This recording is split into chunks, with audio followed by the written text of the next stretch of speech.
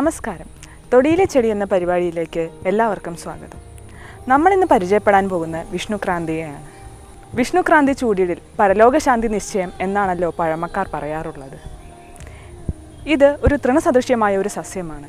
ഇത് ശക്തമായ ഒരു ജ്വരഹര ഔഷധം കൂടിയാണ്. കൺവോൾവുലേസി കുടുംബത്തിൽപ്പെടുന്ന ഈ സസ്യത്തിൻ്റെ ശാസ്ത്രനാമം ഇവോൾവുലസ് അലക്നോയിഡ്സ് എന്നാണ്.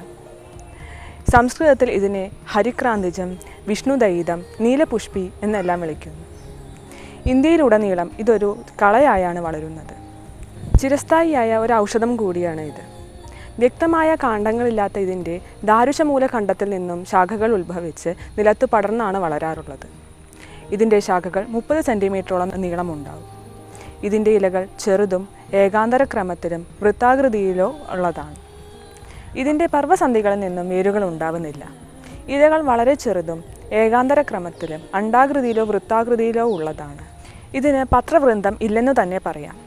ഒരു ഇലയ്ക്ക് ഏതാണ്ട് 12 മുതൽ 14 മില്ലിമീറ്റർ വരെ നീളവും 3 മുതൽ 4 മില്ലിമീറ്റർ വരെ വീതിയുമാണ് ഉള്ളത്. ഇലയും ശാഖകളും ഇളയതായിരിക്കുമ്പോൾ രോമിളമാണ്. പുഷ്പങ്ങൾ ഒറ്റയായോ 3 എണ്ണം കൂടിയ കൂട്ടമായോ ആണ് കാണാറുള്ളത്. നീല നിറത്തിലാണ് കൂടുതലായും കാണുന്നത്.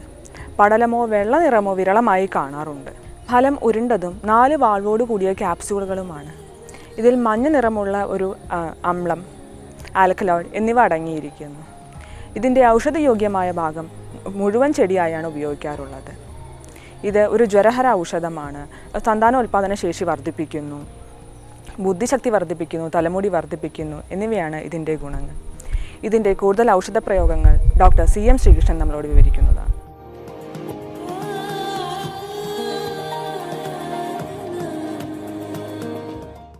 ഈ വിഷ്ണുക്രാന്തി ദശപുഷ്പത്തിലെ ഒരു അംഗമാണ്. അതുകൊണ്ട് ഈ ദശപുഷ്പാദി ഗുളിക അല്ലെങ്കിൽ ദശപുഷ്പാദി തൈലത്തിലെ ഏറ്റവും പ്രധാനപ്പെട്ട ഒരു കണ്ടൻറ്റാണ്. ഇതിൻ്റെ ഏറ്റവും പ്രധാനപ്പെട്ട ഇതൊരു ഡിവൈൻ ഡ്രഗാണ്. കാരണം ഇത് ശരീരത്തിൽ തലയിൽ ചൂടുന്ന തന്നെ ദശപുഷ്പം ചൂടുന്നത് പോലെ ഈ വിഷ്ണുക്രാന്തി മാത്രം എടുത്ത് ചെവിയിലും തലയിലും വയ്ക്കാം. അതിൽ വരുന്ന ആ എനർജി സ്ട്രെസ്സിനെ ഇല്ലാണ്ടാക്കുന്ന പറയാം. അപ്പോൾ ശരീരത്തിൻ്റെ ക്ഷീണം മാറ്റും, മനസ്സിന് ഊർജ്ജസ്വലത കിട്ടും ഈ ഇത് തലയിൽ വെച്ചാൽ. അതുപോലെ തന്നെ ഇതിൻ്റെ ഒരു 2 നുള്ള് അതിൻ്റെ ഇല 2 എടുത്തിട്ട് ദിവസം ചവച്ച് അകത്തേക്ക് കഴിക്കാനും നല്ലതാണ്. പിന്നെ ഇത് വിഷശമനമാണ്. കാരണം ഇൻസെക്റ്റ് ബൈറ്റ് ഉണ്ടായിക്കഴിഞ്ഞാൽ ഇതിൻ്റെ നേരെ എടുത്തിട്ട് അരച്ചങ്ങ് തേച്ച് കഴിഞ്ഞാൽ അതിൻ്റെ വേദനയും ചുട്ടുനേറ്റലും പെട്ടെന്ന് കുറയും.